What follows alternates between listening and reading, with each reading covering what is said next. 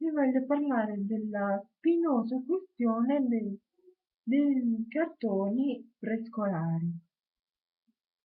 Ad esempio, Peppa Pig è un cartone inglese che va molto di moda per i piccolissimi, anche My Little Pony.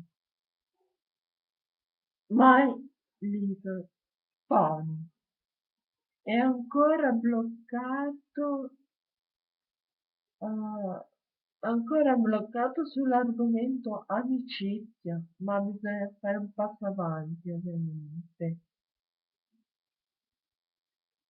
Perché parlare di questo argomento? Perché c'è chi critica i cartoni prescolari. Ad esempio, Doraemon è un anime prescolare per i bambini, il Kodomo.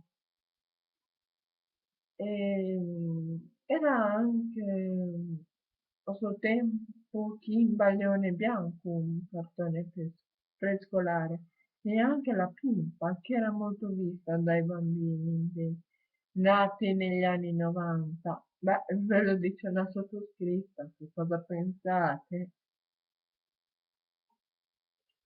Comunque, la Peppa Pig è un cartone animato fatto coi piedi. Perché questa scelta di farlo coi piedi? Perché è più facilitato per tutti, perché è più semplice, perché è più cuccioso, carino e coccoloso. E se anche fosse, non ce ne fregherebbe un cazzo. Comunque, tipo risento. A domani.